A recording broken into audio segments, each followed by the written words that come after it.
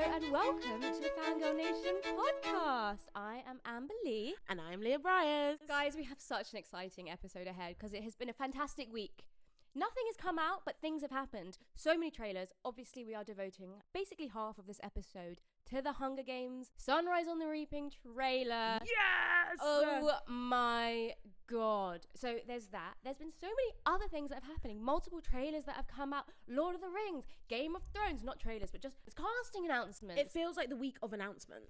Give me a break. Every morning I wake up and there's something new. I can't catch my breath. I can't catch my breath. We also just watched the trailer for Sunrise on the Reaping again, and it's left us on a real high. So let's dive straight in. Guys, I hope you've noticed this little setup here. We've got Sunrise on the Reaping, the Hunger Games 5 film collection, soon to be 6 in 7 months' time. It just feels right. It feels right. Let's talk about it. What a rush. I don't even know where to begin, but let's begin. I was actually one of the first 30 people in the world to watch this trailer. I couldn't tell anyone, which is kind of annoying. I wanted to tell people that I'd seen it, but they didn't want anyone to know that the trailer was coming out then. And it was all very secretive. We just got told a time and a place at the Hunger Games on Stage Theatre, my second home, because I also saw it again for the third time last week with my little sisters. If you've watched the Hunger Games on Stage, you know the big lift in the middle? We got to go up in the big lift. That is insane, because that lift is so dramatic. And I remember thinking it'd be so cool to go up in that.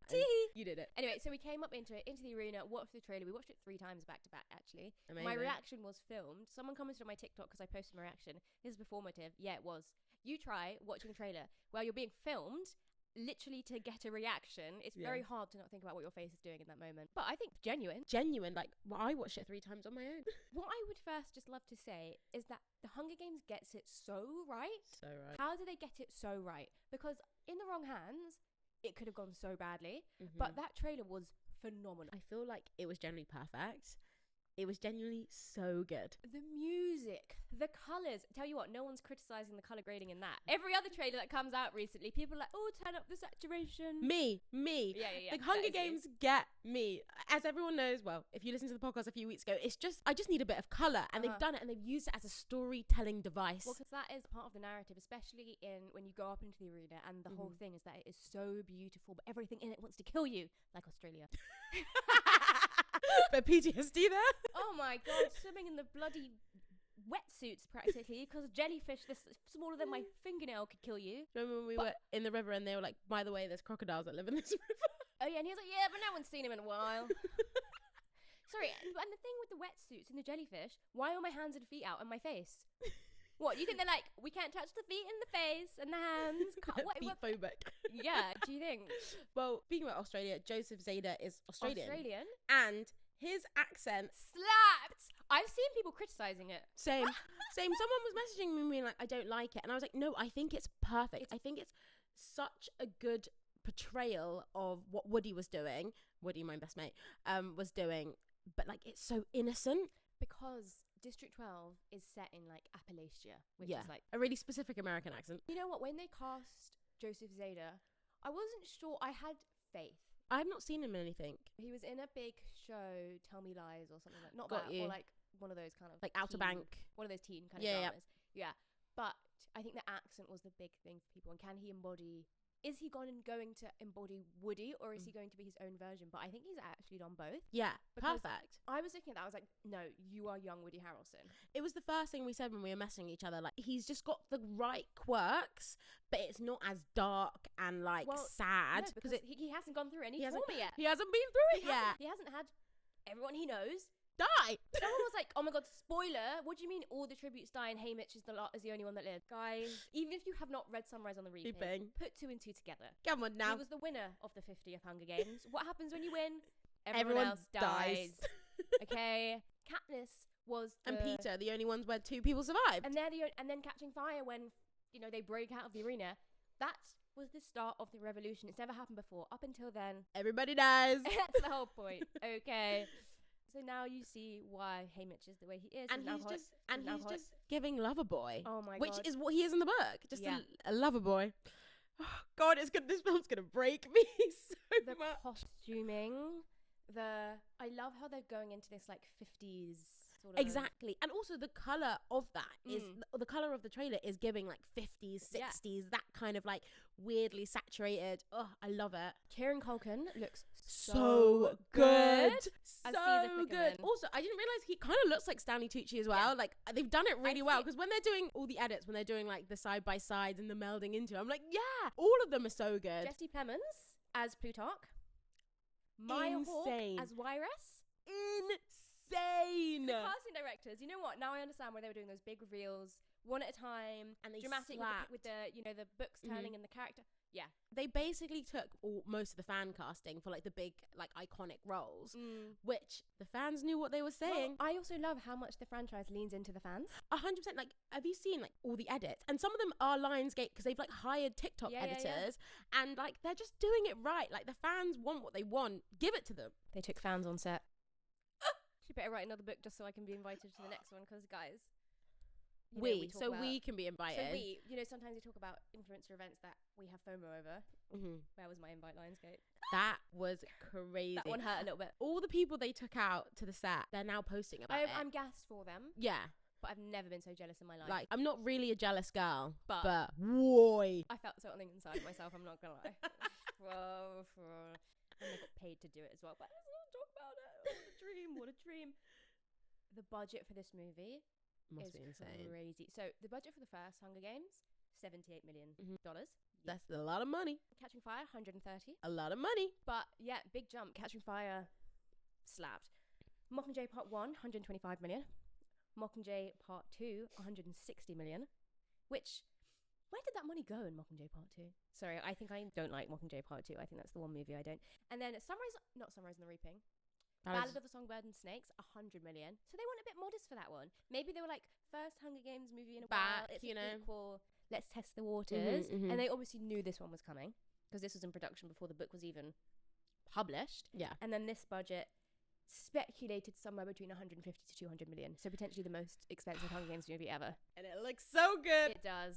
They deserve every single penny or cent of that. My God, the aspect ratio when they go into the arena, aspect ratio changing. Because that was one of the best things about Catching Fire, because then it's like, now you're in the show, watching the show. This film is going to kill me off. What do you mean we've still got 7 months?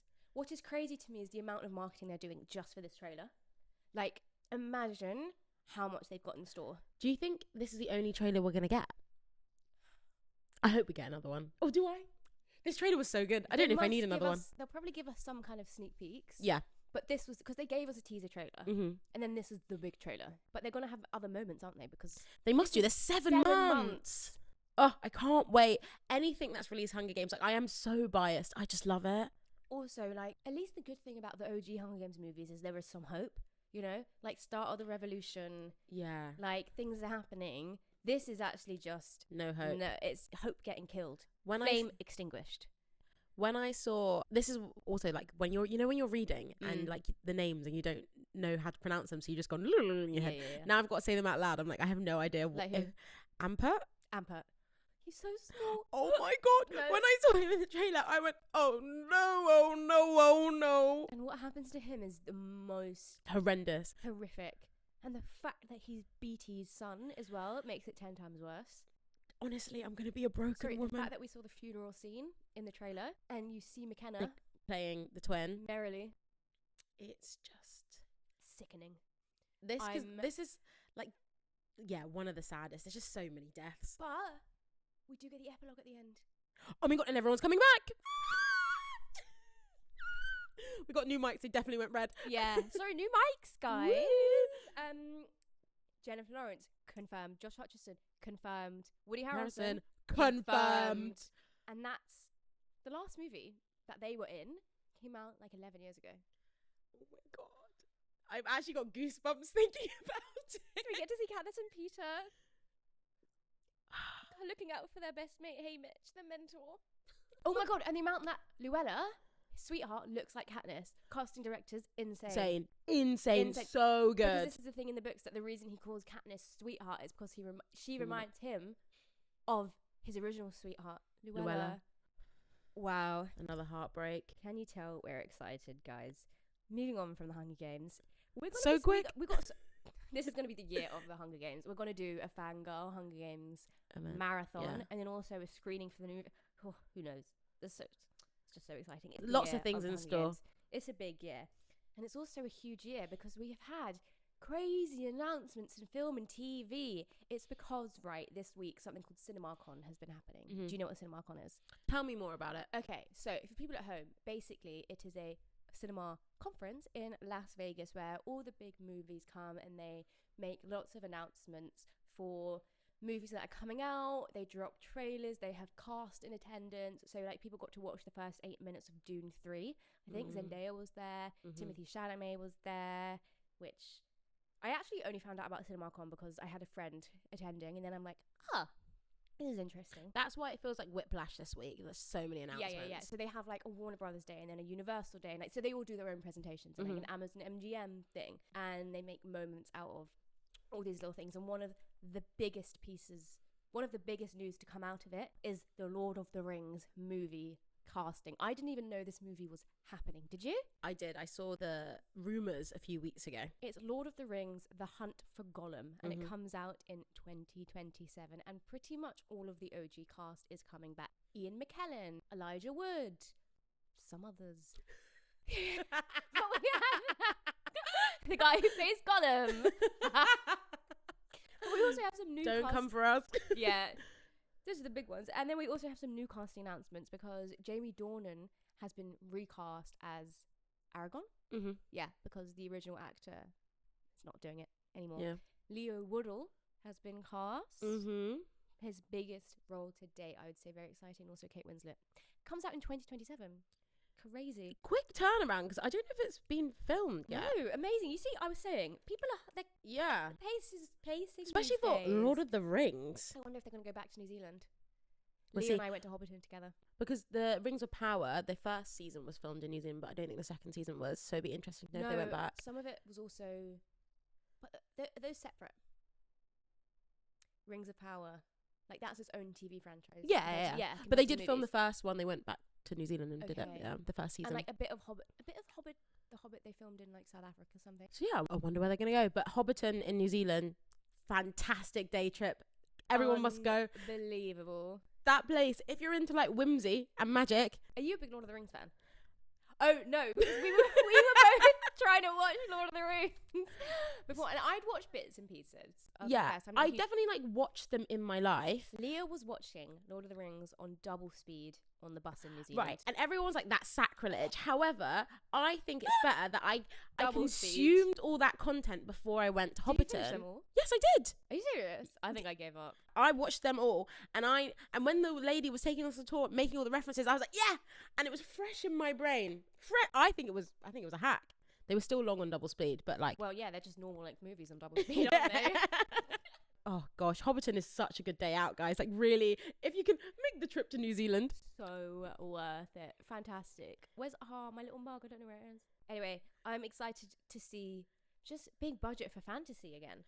Big budget. It's interesting because I know people are a bit 50-50 on the casting. Really? Yeah, well, people were saying a bit like it's a bit whitewashed, which I get.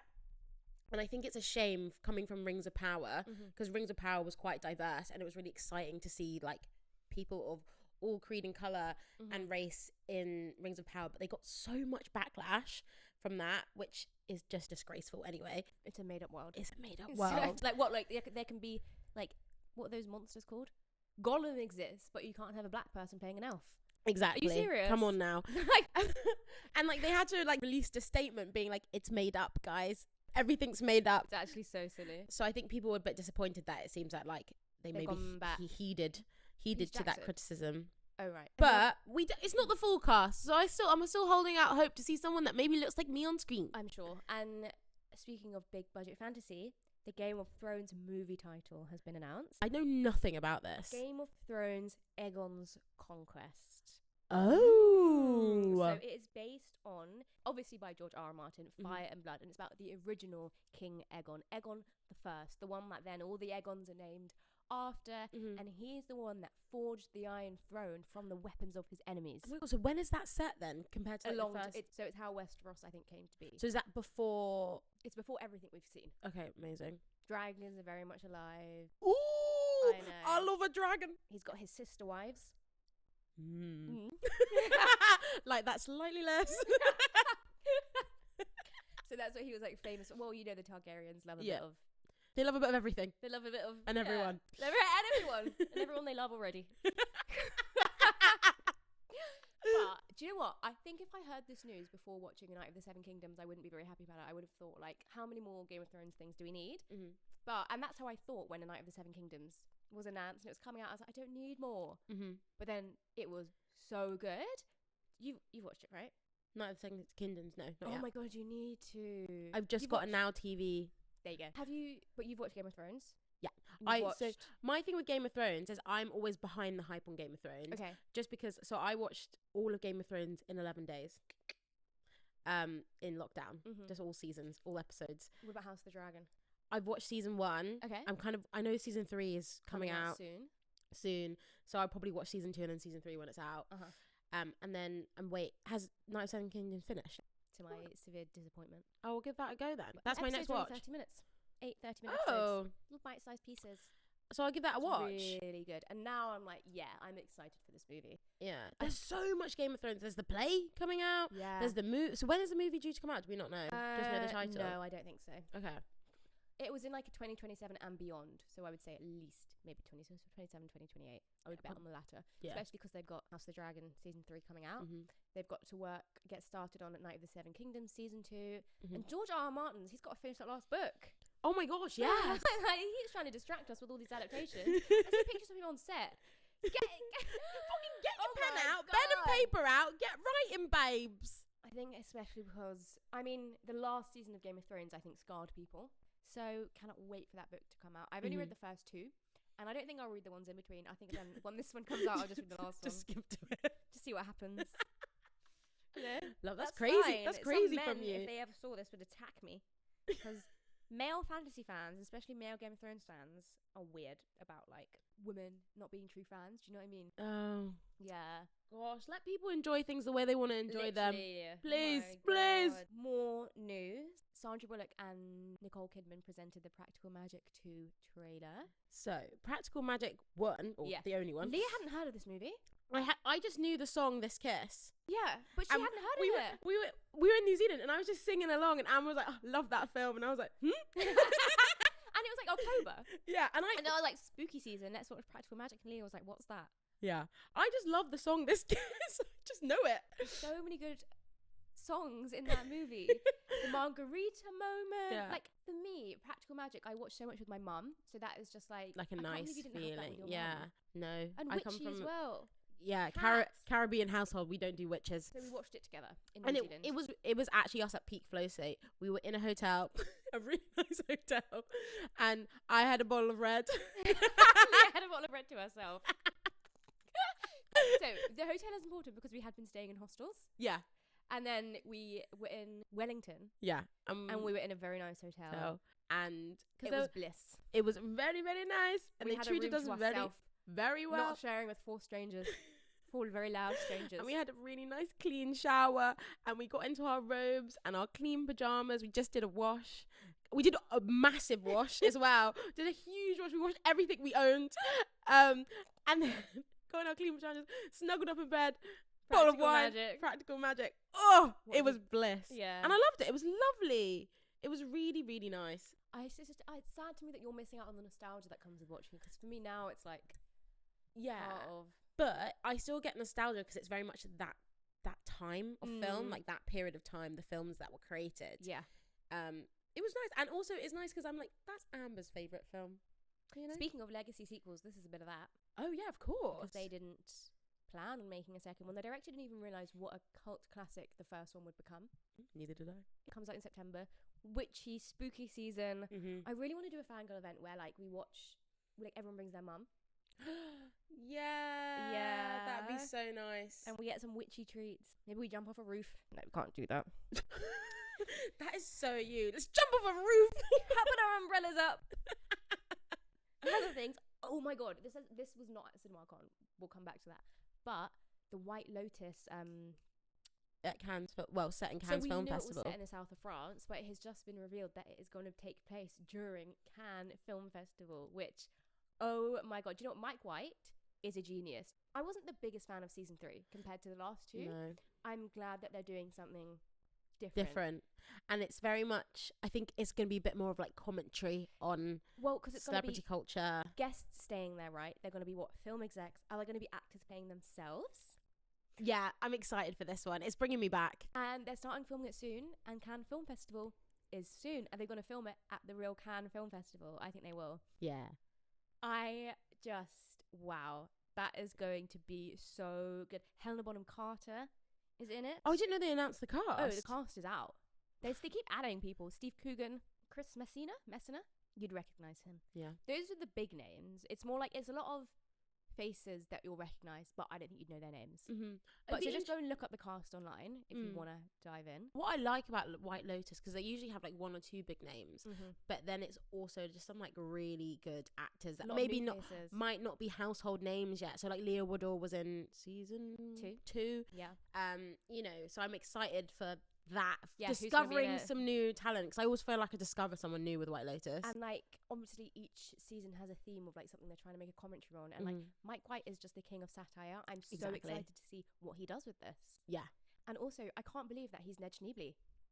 Ned Schneebly from the School of Rock. Yeah.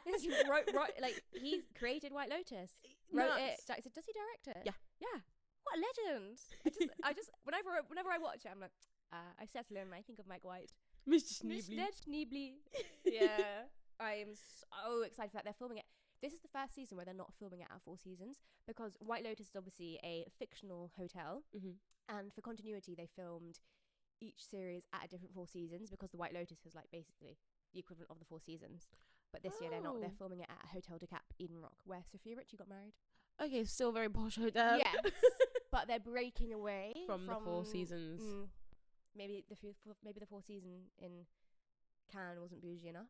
Another thing that was announced at CinemaCon, we've already had the Odyssey trailer, but people got to watch a scene from it. So the Trojan horse sequence, which is very interesting. I don't know very much about Odyssey. I study classics with English. I think I'm going to do a whole thing on TikTok. I think it's very niche.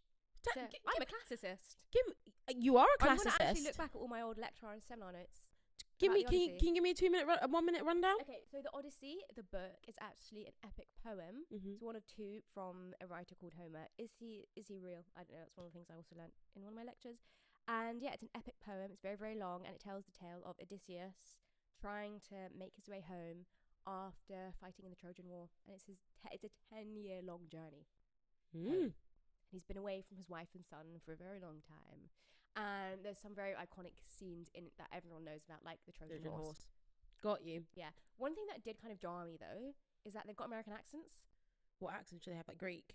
Well, thing is, I guess it's like, yeah, they're speaking in English, but maybe British, because then it's still believable. American didn't exist. Something about Anne Hathaway speaking with an American accent and Matt Damon, I'm like, I guess if they're not going to do Greek, they've got to choose one. Yes, and I would say that the Odyssey is probably the most ambitious book-to-screen project ever. Why do you say that? Well, first of all, because it's so long. Like, it's an epic poem, but also the budget is crazy. It's $250 million. Fuck off. Yeah. I mean, I'm not surprised. Have you seen the lineup? The cast? Well, yeah, to be fair, it's probably all Matt gone to Damon, casting. Anne Hathaway, Tom Holland, Zendaya, Robert Pattinson. It goes on. The cast list is huge. Directed by Christopher Nolan. Yeah, Nolan. Yeah. That's going to be a crazy premiere. And also, like, usually when a book gets adapted, you all the book fans, like, with their pitchforks. Now it's going to be all the classicists with their pitchforks. Look you know at what you. I mean? Like, look at you. Not me, but I'm thinking of, like, my lecturers. Yeah. They must be so hyped, but also, like, a bit nervous. They're going to be dissecting this film. Yeah. Do you know what I mean? It's really weird. Like, 2 of my close friends are classicists. Really? Which I think is really niche. Finally, my degree, I can use it. Speaking of book fans holding up their pitchforks, the book fans are not happy about the casting announcement for Emily Henry's Beach Read. Yes. So I don't know much about this, but that's all I've seen. People. Have you read it? You should. That is a silly question coming from you.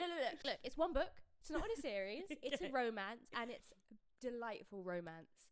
Emily Henry is one of my favorite romance book authors. They're not cheesy. They're very well written, beautiful. Okay. And this is my favorite Emily Henry book. It tells the tells the tale of January and Gus. They're two writers, and they've both got writer's block, and they both go and get these little cabins to like try and go on a writer's retreat, but they hate each other, and they don't know that they're both staying next to each other. And then they realize they're both staying next to each other, and then they swap genres as like an exercise, and then obviously they fall in love.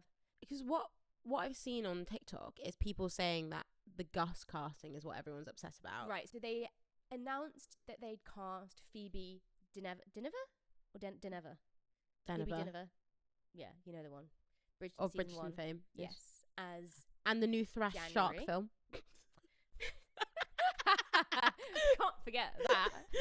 The new shark film of the year. And they've just announced that they've cast Patrick Schwarzenegger as Gus. Speaking of White Lotus actors, because White Lotus season 3 was probably his big break. Big break as Arnold Schwarzenegger's son. Do you know what though? I really enjoyed him in White Lotus. I think he's a very good actor, but sometimes there are characters that people are very, very precious with. And he is one of the internet's book boyfriends that what people don't like is that I think Gus is described as being a bit rugged. He's got like dark hair and he's got like angular features. Right. And what I've saw is a lot of people saying in their head he was brown. I wouldn't say that. Oh, okay, fine. I think he's got like blue eyes. Oh. That's what I was saying. No, a lot of people fan cast Logan Lerman. Oh. Yeah. And they also now... I wouldn't say he's rugged. With Logan Lerman when he's got facial hair. Oh, okay. Specifically. I just think of Percy Jackson. Yeah, no. You got to see him now with his like salt and pepper beard. Okay. And then... No, it is. It is. And then they also not fan cast, because of the other Bennett sister, Mr. Tom Hayward. Oh. Because he is rugged. Yeah. Definitely not conventionally handsome. But people don't like the fact that Patrick Schwarzenegger is a Nepo baby. Comes from privilege. Very pretty boy. But I think we need to accept now everyone's a fucking Nepo baby and we just got to move on. No, I agree. But do you know what? When I first saw it, my heart did go a bit... So the casting director kind of explained her decision. She said that she initially cast Phoebe Dynevor, great. And then when they were casting Gus, it just became clear to her that they need to cast it based on the chemistry with Phoebe, obviously. And it just became very clear that it was those two. Yeah, I heard... Well, I saw what the casting director had said. And I thought, that's really shit if you're Patrick Schwarzenegger. Because they were like... I saw it and I wasn't convinced. They knew, but they were like... I can't remember, they were like, oh yeah, he's someone you learn to love or something. And I was like, oh! I do feel that, because that's how he... But something about him, though, I think does just give, like, posh frat boy kind of like... Right. But that's kind of... She doesn't like him. There you go. So, actually... Well, we'll give it a go. No, definitely. They've cast it now, guys, so we've got to get over it and move on. When there are many more Emily Henry adaptations to come. Obviously, Emily Henry wrote People We Meet on Vacation. Did you watch that? Yes, I loved that. That could have been a series, though. That annoyed me. That was a movie. It should have been, because they cut a lot from it. They should have had every holiday they went on be an episode. I wanted more yearning and tension, but really, I thought it was a very good chemistry. Very, very good chemistry. I thought it was very good chemistry between the two, and I really liked the story. I'm very happy that rom-coms are coming back. It is the age of rom-coms. It is. So that's gone in production. They're gonna start filming. Another rom-com, I don't know if you know about it, is The Mint on BBC. No. So it's like a Romeo and Juliet, star-crossed lovers, but it's also like a crime drama. Oh. But it's doesn't sound like a rom-com, Leah. but it's Loyal Kana, so Benjamin Coyle Lana is his real name. He's dyslexic. Okay. So Loyal Kana, Benjamin Coyle Lana. Right. It's his like acting debut, but it's like really whimsy. Like in the trailer, they're like flying, and I was like, "What's going on?" But it's like a London crime. They're from like crime families. Okay. But like the age of romantic films and series is back, and I'm loving it. I'm watching Finding Emily tonight. Ooh, yeah. I am so excited for this film. The trailer was like right up my street. I was like, this seems like a funny little rom-com set in Manchester. Yeah, so if people don't know yet, it's a rom-com set in Manchester, and it's from the same producers as Bridget Jones, Love Actually. It's a working title. And the premise of it is that he meets a girl on a night out called Emily. Yeah, and he's trying to find her. Yeah, she gives him her number. It's not the right number, and he's trying to find her at uni. And he recruits this other girl to help him. And I wonder where that goes. Ooh. There's a series coming out in summer called Every Year After. Mm-hmm. I love this book. It's based on a book called Every Summer After by Carly Fortune, who's also Emily Henry and Carly Fortune are my two favourite romance authors. Okay. And this is a series on Prime Video. And yes. I think it's going to be the new Summer I Turn Pretty. Ooh! There's another actor in who I think me and him have the same face. Who? Matt Cornett. What's he been in? Nothing that you've probably actually seen. Oh. High School Musical series. Yeah, exactly. Okay, fine. I need to show you a picture. Yeah. I think we have the same face. Genuinely. Oh my gosh. Like, I want to meet him. Is there a sister character in there? I know. I want to meet him. No, he's got a brother. And look at him and just see if it's like looking into a mirror. No, it's weird. It's weird. I'll show you after this. Look him up, guys. I've made some TikToks about it already. What I found out this year, you actually just look like a lot of people. And they're all very good looking men, so I'll take it. Amber, you look like a good looking man. They're all like really Harry Styles. Yeah. Take it. Gavin Castellanio. Yeah, take it. So, you've got something to tell me about. Okay. Big casting Big casting news. news. So have you seen Octet has been cast? And the cast is stacked. It is a star-studded lineup. So Octet is a play, right? It's a musical. Okay. It's an a cappella musical. Oh so my god. It's a Dave Malloy's musical, and it like did its debut like off Broadway, I think. Fact check me on that. Off Broadway, in New York, like a few years ago, and it's this musical that is set in like the basement of a church, and they're all like internet addicts, and it's like a internet addicts anonymous support group.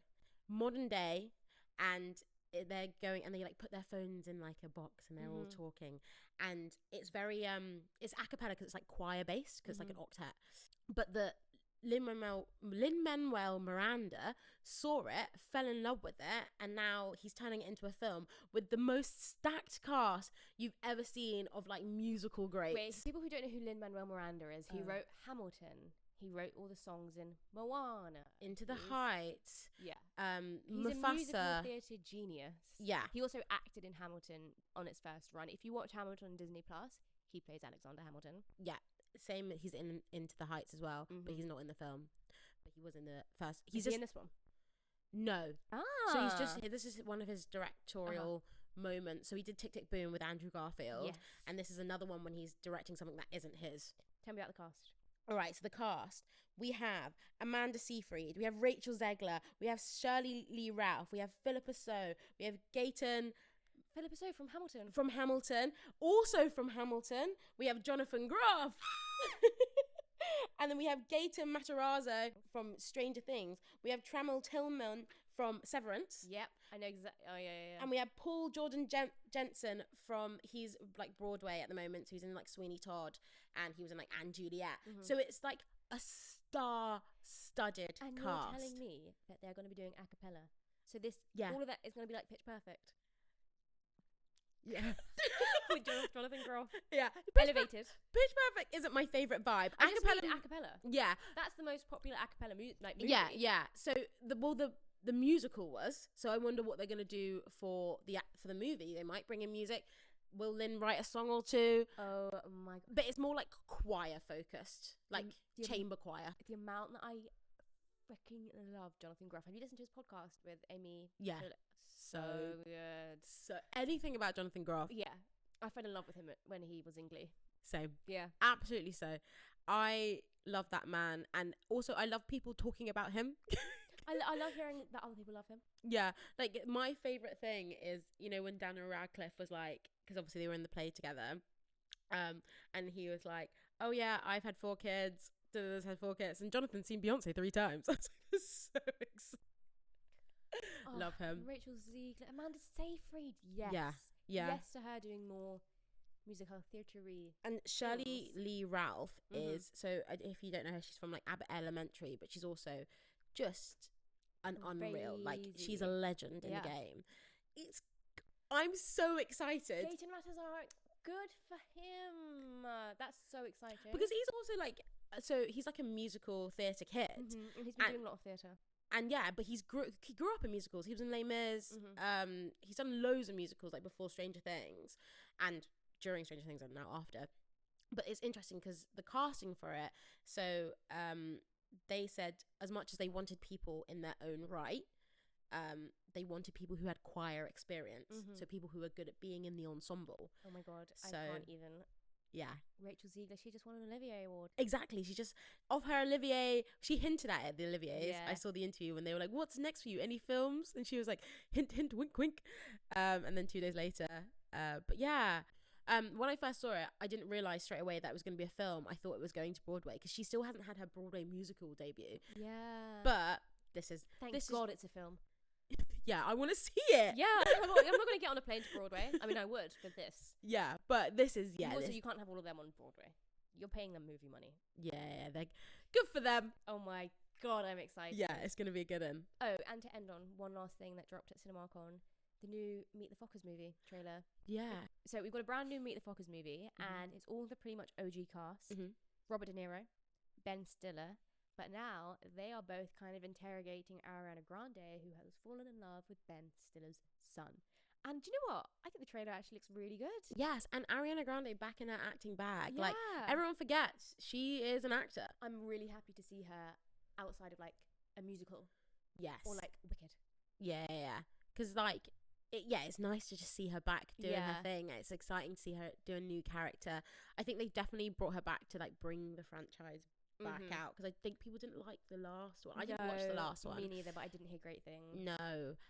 But the original, the first two, Meet the Fockers and Meet the Parents. Outstanding. Brilliant. Yeah. Also, Ben Stiller and Skylar, who plays his son, they've already done a father-son duo in another project that I've just completely forgotten the name of. So the chemistry's already there. Amazing. Anyway, I'm excited for it. Bloody hell, so much. There is so much that we coming. Also, like, missed out so many things, but like, we'll get to it. So much is coming out, can't keep up. But outside of all the big announcements, Amber, what are you fangirling over this week? So I devoured the Testaments book. Ooh. Margaret Atwood, Handmaid's Tale sequel. Yeah. I'm gonna read that this weekend. I've got the book in my bag. I'm so satisfied. Like, now I know how it ends. Don't tell me. You know, because I feel like with the Handmaid's Tale, it did drag on a bit, didn't it? Yeah. I haven't even watched the last season or the last few episodes because I was a bit like, you know, how many close-ups of June's face do we need? And spoiler alert, it ends in a close-up of June's face. Yeah. You told me this. I was like, fuck now. Of course. It's just a joke at this point.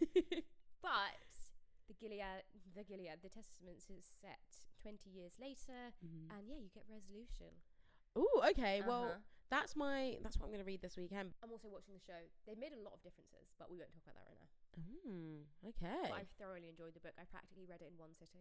Ooh. Yeah. But it is more because I'm like, I need answers. I think those are some of the best books to keep you gripped. You know, Margaret Atwood, though, released that book so much later than the OG, like, decades later. So people, real fans, were waiting for decades.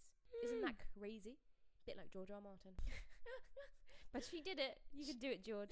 You've got this, babes. Yeah. We have faith. Leah, what are you fangirling over? So this week, racking my brains this week about what I'm fangirling over, but really and truly, I'm fangirling over my friends this week. Aww. I have a bunch of really talented, successful friends. You being one of them, was at your event a few weeks ago, and it was just so nice to see you, like, on stage speaking to the people. This is the Testaments event, funnily enough. Yeah, exactly. So I'm fangirling over you. My friend Connie Constance is back in the studio. Can't wait for her music to come out. I've been listening to her music, and I'm like, how fun that I can just, like, listen to my friends sing about when I'm walking down the street. I'm going to Paris to see one of my best friends perform as a leading lady in Top Hat in Paris, and I'm just like, wow, look at all my friends go. And I love being a fan of my friends. Like, that's such a fun thing to be. That is so wholesome. Hey. Leah. Aw. Guys, tell us what you're fangirling over, and we'll love you and leave you, and see you next week. See you next Tuesday. Bye.